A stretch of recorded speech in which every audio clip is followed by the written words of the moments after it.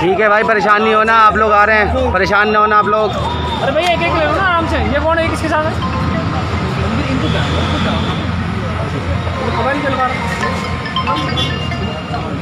ये दिल्ली MIM की team को तिहाड़ जेल में भेजते हुए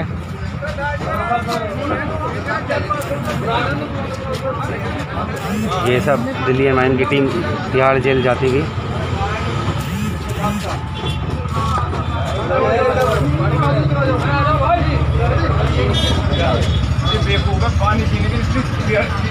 अरे चलो ना भैया अंदर।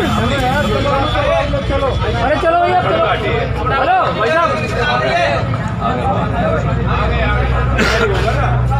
ये सब जा रहे हैं, जाइए, परेशान नहीं होइए सब। ये प्रोटेस्ट किया था, परेशान नहीं होइए भाई, मंडे मिलेंगे, परेशान नहीं होइए।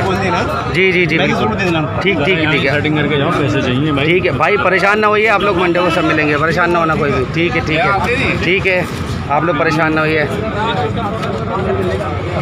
सर, मंडे की मुलाकात, परेशान नहीं होइए, कल हम लोग आएंगे, आप लोग ठीक है, बिल्कुल परेशान नहीं होइएगा सर, परेशान नहीं होना कोई भी, परेशान ना होना कोई भी, हम लोग आते हैं मंडे को।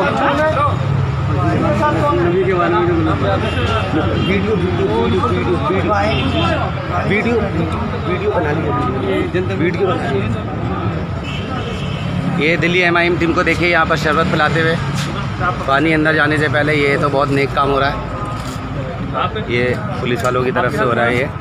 ये बहुत अच्छा काम है कि पानी पिला रहे हैं, चले, और अब इन लोग को लेके जा रहे हैं। परेशान न होना बिल्कुल भी आप लोग, हम लोग आएंगे मिलने, ठीक है राजीव भाई, परेशान न होइए। छोटे भैया और कौन है? ठीक है ठीक ठीक ठीक है ठीक है ठीक है ठीक है ठीक है ठीक है ठीक है। और इस वक्त हम मौजूद हैं पटियाला हाउस कोर्ट के बाहर, जहां से अब से थोड़ी ही देर पहले की बात है कि दिल्ली प्रदेश MIM के अध्यक्ष कलीमुल हफीज़ और उनके साथ 30 से ज़्यादा लोगों को जुडिशियल कस्टडी में 3 दिन के लिए कोर्ट ने भेज दिया है।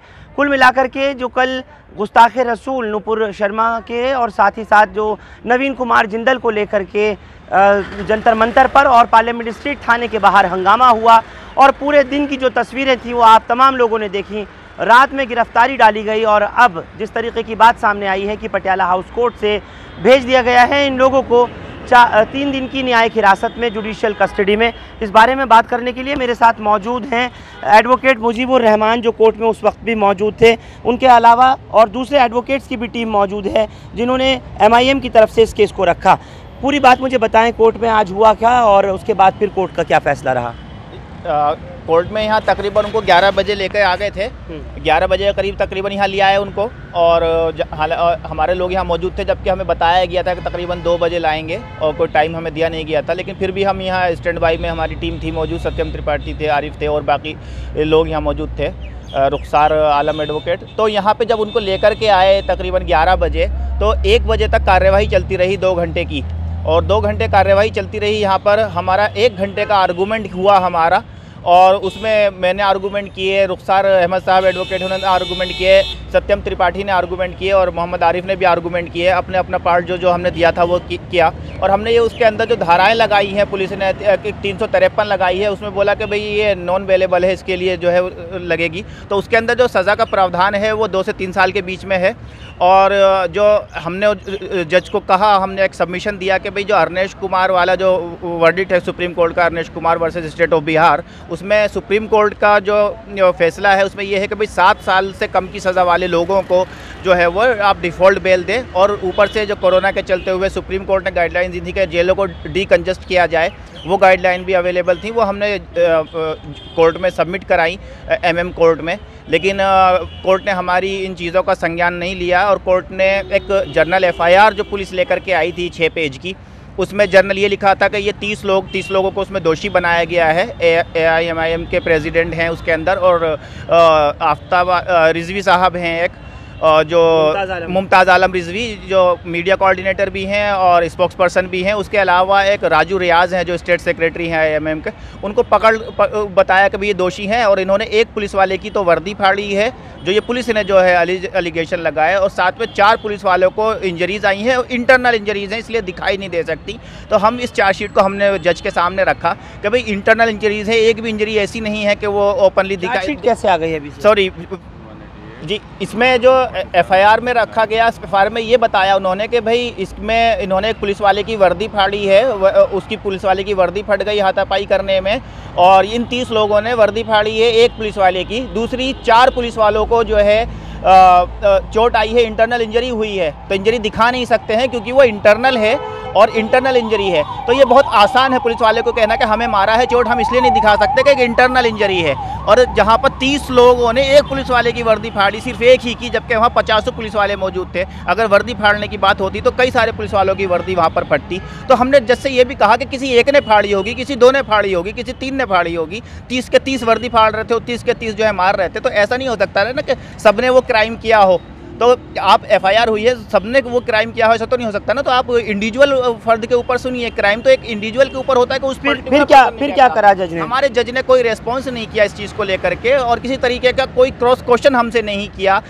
वो हम साइलेंटली 1 घंटा तकरीबन हमारी बातों को सुनती रही। हमने अर्नेश कुमार का जजमेंट भी ला करके, उन्होंने जज ने कहा ठीक है अर्नेश कुमार का जजमेंट लाइए अगर ऐसा है तो हमने अर्नेश कुमार का जजमेंट भी जो है फटाफट प्रिंट करवा के ला के उनको दिया और उसको रिकॉर्ड पे रखा। लेकिन उसके बावजूद उन्होंने जो हमारी जो 30 लोग थे उनकी बेल एप्लीकेशन को खारिज कर दिया। कुल मिलाकर के कल जिस तरह से जंतर मंतर और साथ ही पार्लियामेंट स्ट्रीट थाने के गेट पर जो कुछ हो रहा था वो नुपुर शर्मा के और नवीन जिंदल के खिलाफ MIM की तरफ से एहतजाज था। लेकिन कल तक तो लगातार पुलिस ये कहती रही कि इन लोगों ने बिना परमिशन के, बिना पुलिस की इजाज़त के यहाँ पर धरना और प्रदर्शन किया है, जिसके तहत इन लोगों को डिटेन किया गया था और थाना मंदिर मार्ग ले जाया गया था। लेकिन आज बात जो सामने आई है, जिस तरह से एडवोकेट मुजीबुर रहमान बता रहे हैं कि ये कहा गया है कि इन सभी MIM के जितने भी पदाधिकारी हैं, जितने भी डेजिग्नेटरीज हैं, जितने भी नेता हैं या मेंबरान हैं, या जो आशिकान रसूल कल जिस तरह से प्रोटेस्ट प्रदर्शन कर रहे थे पार्लियामेंट स्ट्रीट थाने के बाहर, इन्होंने पुलिस वालों की वर्दी फाड़ी है। मेरे साथ एडवोकेट त्रिपाठी भी हैं। कौन कौन से सेक्शंस लगाए गए हैं और पूरी कार्रवाई को आप किस तरह से देख रहे हैं? इसमें जो एलिगेशंस है बेसिकली FIR में, ये सेक्शन 186, 188, 332, 353 और 147 के अंडर में है सारे चार्जेस। और इसमें सारे charges except 332 and 353 are available offences. और 332 एंड 353 में जो पनिशमेंट है वो 2 years एंड 3 years प्रेस्क्राइब्ड है, up to 2 years and 3 years। तो these are just an internal injuries and the नहीं, इंजरीज हैं क्या? अगर मैं आप लोगों से पूछूं, आप वकीलों से पूछूं, जो लोग आप MIM को रिप्रेजेंट कर रहे हैं, इंजरीज हैं क्या किसी के? कह नहीं सकते, उन्होंने कहा इंटरनल हैं। तो अब ये मेडिकल में पता चलेगा। किसके हैं? सरकारी लोगों के? पुलिस के? पुलिस की इंटरनल इंजरीज हैं। और अब ये मेडिकल में पता चलेगा कि इंजरीज हैं भी या नहीं हैं तो किस प्रकार की हैं, कैसी हैं, तो ये अभी कहा नहीं जा सकता है। और हमने अपना पक्ष रखा, हमने अपना आर्गूमेंट्स किए, और अब देखते हैं 13 जुलाई की डेट मिली है, क्या होता है। जज आएंगे, बैठेंगे, सुनवाई होगी, फिर जो होगा न्याय हित में होगा और न्याय के अंतर्गत। एडवोकेट आरिफ भी हमारे साथ मौजूद हैं। एडवोकेट आरिफ, आपको लगता है कि 13 तारीख यानी जो कमिंग मंडे है उसमें इन लोगों को बेल ग्रांट हो सकती है? जी, हमें तो आशा है और उम्मीद है कि 13 तारीख को बेल ज़रूर मिल जाएगी इन्हें, क्योंकि जो आर्गूमेंट और जो बहस हमें करनी थी आज, अच्छी तरह से हमने बातों को रखी है और जज साहिबा ने जो है उन सबको रिकॉर्ड भी किया है। तो उनको कुछ जो CCTV वगैरह की बात हमने की थी कि CCTV आप दिखा सकते हैं। उन्होंने बताया कि ये इनको वर्दी फाड़े हैं, तो CCTV कैमरे हैं वहाँ पे, आप दिखा सकते हैं। तो पुलिस की तरफ से ये सब पेश नहीं किया गया था। तो हो सकता है कि जज साहिबा उसको देखने के लिए जो है अगले 2 दिन का टाइम दे दिया उनको कि आप जो 2 दिन में प्रेजेंट करो, दिखाओ, हमें सबूत दिखाओ।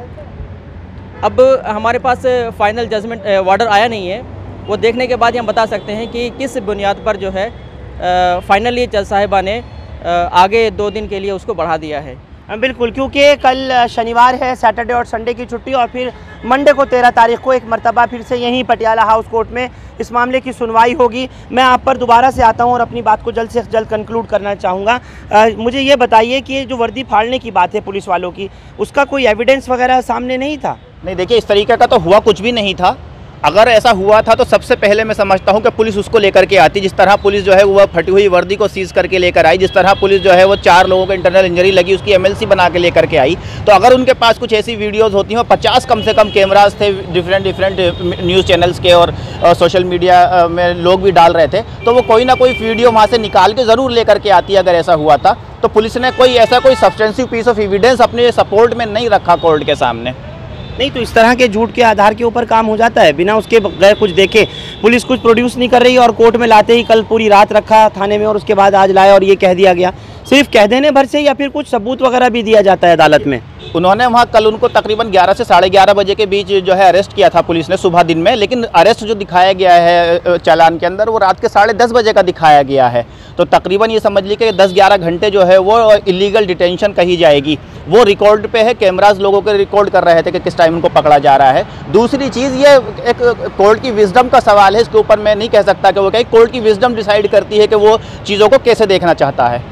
लेकिन आप क्योंकि एडवोकेट्स हैं, आप तमाम लोग एडवोकेट हैं, और अगर मैं आपकी बात करूं एडवोकेट मुजीबुर रहमान, आप वहाँ मौजूद थे, हमने वो तस्वीरें देखी और कल लाइव में भी तमाम उन तस्वीरों को शाया किया, दिखाया। आप तो वहाँ मौजूद थे और आप एज कोर्ट ऑफिसर के तौर पे भी काम करते हैं एडवोकेट्स लोग, तो कोर्ट आपकी बात को नहीं मानती है, सुन सकती कि आपने नहीं देखा कि वहाँ पर हाथापाई हो रही है या वर्दी फाड़ी जा रही है? मैंने कहा, सबमिशन दिए मैंने, और मैंने ये कहा कि देखिए मैं कोर्ट में खुद वहाँ उनको डिटेन जब हुए मैं पहुँचा और मैं छुड़ाने के लिए गया, पुलिस मुझे ले जाकर किस तरीके से घसीटती हुई लेकर के गई। और अगर मैं एक आम आदमी होता तो मैं आज यहाँ दोबारा नहीं कोर्ट में खड़े होता, बल्कि मैं भी उन मुजरिमों की लिस्ट में खड़ा हुआ होता और ये कहा दिया जाता कि मैं पुलिस वालों को मार रहा था, पुलिस की पर्दी फाड़ रहा था।